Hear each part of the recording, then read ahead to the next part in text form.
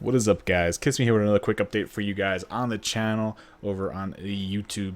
And yeah, a lot of good stuff happened this weekend. Some even better. We have some events happening, some groups starting back up, some tournaments happening. So there's a lot to talk about. So without any further ado, we'll get underway with the list of things to talk about. First up, the Rotoblin Cup number 3. We saw it come to an end. Its final game was played this past weekend. Once again, that was based on the Rotoblin config from way back in Left 4 Dead 1. And it was a hell of a tournament. It was run very smoothly by the admins, so shout outs to them. And the teams did a very good job of posting their times, keeping to them. Although we did see some delays, and when we did see them, they were kind of exasperated. But yeah, so basically, tournament went very well. The grand finals went off pretty good without any hitch, really. One of the players was late. It took a few minutes, but it's whatever. Regardless, though, the game was absolutely phenomenal, and you guys went absolutely crazy on it.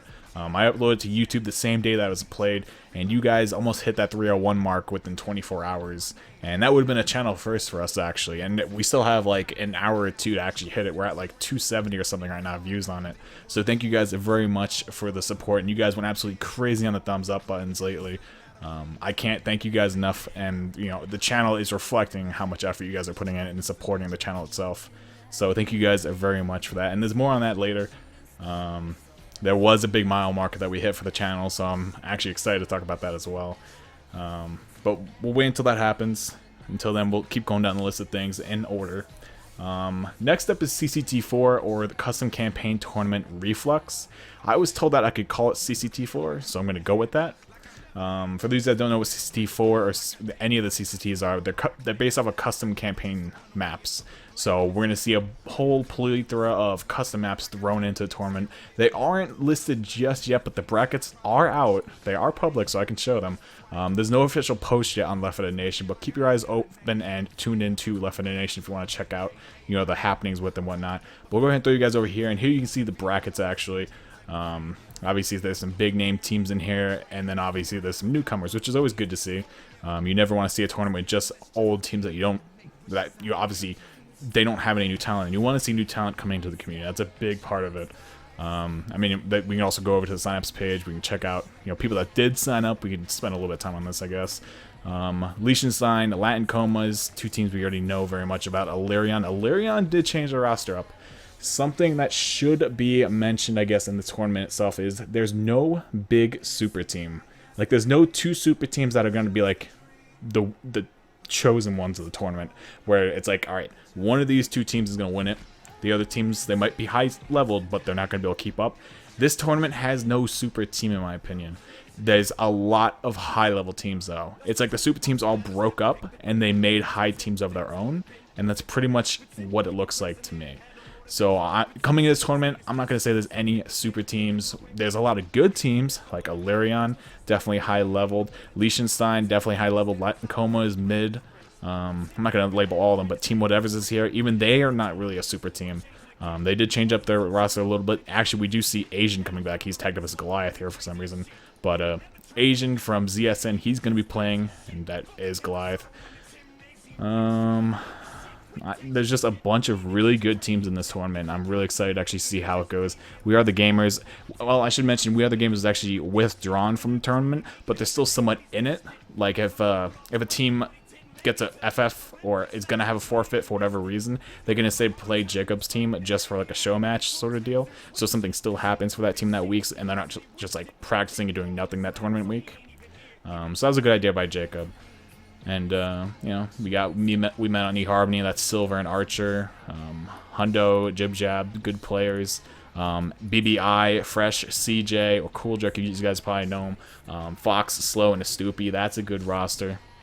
Like, there's a lot of good rosters. And then we got the Kingsmen, Killatoy, Purple, Sir, Valde, and Grizz. Yes, Grizz is not on Illyrian. In fact, Illyrian isn't actually... Oh, no, I meant to say Apollyon. Illyrion's still in the tournament. But Apollyon's not in this tournament. Supposedly, Apollyon will get back together whenever there's another big tournament that happens with a big prize pool. They will come back. But in the meantime, they decided to break up their team, kind of for the betterment of the community, because they felt like they were too much of a superpower team. Regardless, though, a lot of other high-level teams formed from the breaking of Apollyon. So regardless of the reason for them doing it, it did turn out to actually yield some good results for the high level cap, or the high skill teams, because now there's a more variety of them, so we can look forward to a lot more close games and games that will just be more action packed instead of really one-sided games, no matter who plays, except for when those two top teams face each other. So that's another really good team. Singularity, you got Zero, Lucky Dog, Zombie Man, X-By, Center. That's a good team. Profits, I'm not too sure if this is a real team. I think it is though, but Swib will actually be playing in this. Swib being Sideways Box, once again, you guys probably know him. So I'm interested to see how that one turns out actually. I haven't seen Swib play in a really long time, so I can't really say what's going to come of it. United, I don't really know anyone from there. They are a United States team though. Well, NA based, I guess. So we'll see what they can do there. Team, I don't want to be the captain NF. Quote from Simi, and that's Simi, NF, Comment, Moscow, Lucky Lock, and Xeon. Like, you see how there's a lot of high-level teams, but there's no, like, super power team. Like, all these teams could take games off each other, in my opinion. They could go back and forth, and they would just trade off games one after another. So I'm actually really excited to see how this tournament plays out and who actually does win this. Once again, though, this tournament is going to be a pretty quick tournament. Well, not too quick, but it's going to be relatively quick from the norm that we're used to. We always see a lot of tournaments that are like Swiss style and whatnot, where it takes like 6 weeks of like, I don't know, like pre-playoffs, and then like 4 or 5 weeks of actual playoffs for a victory crowned. This tournament will be a double elimination instead, because not a lot of teams signed up for it because it's a reflex tournament.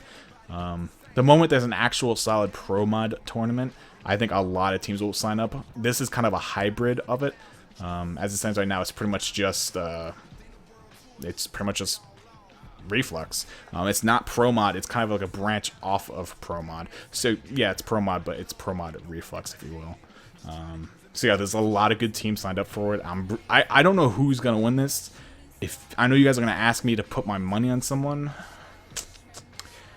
I'll go on a limb. I don't want to say whatever's. I have a feeling there's going to be an upset. Illyrion is pretty strong, though. Just because they got Purple and Grizz. And even Sir's on there. Illyrion's looking pretty strong. I'd go with Illyrion. That's my thoughts. Knights is also a pretty good team. Or the Kingsmen, if you will. So we'll see what happens there. That's a lot of stuff in the air. But we'll have to see what happens. Once again, there will be an official post made for this tournament later today, I believe it is, from the admins of the tournament. There's no official round start, but you guys can check out L4D2 Nation. I'm sure you guys will see it pop up at some point in time. Yeah, so that's about it for that. And with CCT4 getting underway this week, I hope you guys tune into the Twitch channel. I'm sure there'll be a lot of coverage of the games happening. And once again, it's going to be a double elimination, so whenever a team gets knocked out of the upper bracket, they will fall to the lower bracket, and then they will be able to have one last chance of making their way to the grand finals. But if they lose in the lower bracket, obviously they're going to be knocked out. So it's basically 2 strikes and you're out of the tournament. But yeah, so that about wraps that tournament up. Next announcement is the YouTube related one. I was incredibly excited. I stayed up like all night when I saw that we were really close to hitting this mile marker. And when we hit it, I immediately went to bed because it was like 4 in the morning. But we actually hit the 1,000 sub mile marker for the YouTube channel. And that really means a lot to me. And you guys probably don't understand, because when I first started streaming and casting L4D2 games, I had like 3 subs, I think, on the channel. And I had a bunch of like crap videos that were like just troll frag videos and stuff of L4D2 and TF2, and there wasn't much. In fact, if you go back, you probably see my older videos. I mean, they have a lot of views, but there was no like following there for the subs and stuff. It was like I did like one video every like year or something like that. Like, it wasn't much at all, and it went amazing. I'm so glad and proud that we hit 1,000 subs, and it really means a lot to me and everyone else on the design team of the channel. Like, you guys, like the whole production team. You know, every sub shows your support for us and what we do here, so thank you guys very much. I really can't believe we hit 1,000. That's really mind-blowing, and it's still going up day by day by an astronomical number. But yeah, I mean, thank you guys very much for the support. I mean, obviously we wouldn't have been able to do that without you guys, and we're glad that you enjoy the content, and it shows in the views and the thumbs up that you guys give us. Like, you guys really go crazy with that stuff, so thank you guys very much. I'm thinking about it again. It's absolutely insane. Thank you guys very much. But yeah, I guess the final announcement that I have to make, we do have one last tournament looking to start relatively soon. They're just waiting for 2 more teams to actually sign up for the tournament, and they will be getting it underway. And actually, this could be a very interesting tournament for the pure fact that it has a lot of foreign teams that I haven't seen in a long time, because their community is very tight-knit, and they don't really wander out of their I guess out of their country for tournaments. They kind of like to stay in their own place. And the tournament I'm talking about is the Equilibrium Cup, or the Dead EQ Cup, if you will. It's going to play on the config EQ 1.3, which is a really cool config. It brings back the Scout into the game. So instead of an HR, you have a Scout, which has a scope, obviously. It is nerfed somewhat. The clip's lower. The damage, I think, was buffed a little bit, but it's not too much to actually make that big of a difference. I think it's like 25 damage buff per shot. But yeah, that should be a pretty interesting tournament. The main reason that's going to be really interesting, and it's why I also offered to cast if they need me to. I still have to talk with them about it. But the thing with that tournament is there's a lot, and by a lot I mean that like there's 10 Russian teams signed up, and there's a lot of strong players from Russia, and I have not seen that community make a big showing in a tournament that I've seen in a while. And to see 10 teams from Russia sign up can only be a good thing. Assuming they're clean and whatnot, Russian players have shown to be very strong in the past. If any of you here remember back in the frag pipe days, there were a lot of strong Russian teams, and I'm more than interested to see what they actually bring to the table in this tournament. So once again, those matches will probably be starting within the next 2 or 3 weeks. Keep your eyes open to them. I'll probably make another announcement video whenever it's about to go live. And of course, there will be links to all the groups, all the sign-up pages in the description of the video. So check it out. Hit the view more info, selection. And yeah, I think that's about it. There is one last thing actually. I know that I think the group's going live soon. I'm not too sure when though, but I'm sure a lot of you actually remember Left to Learn. It's a group that's been kind of inactive for the past, I think it went down in December, if I'm not mistaken. So it's been inactive for around 6 or 7 months. And it's being restarted by a couple people, and it should be pretty good. Hopefully it goes well.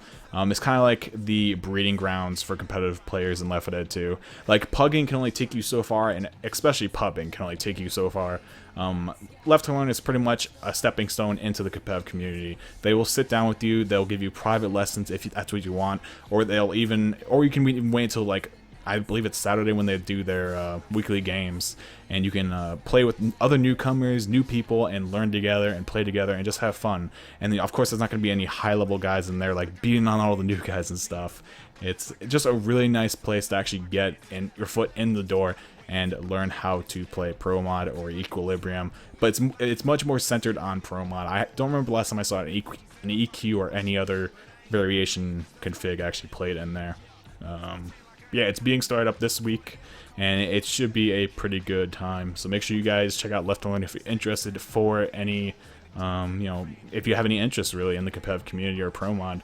They'll help you out. They'll get you started. I know there's some good people who are helping out. I believe Rails is actually one of the assistants.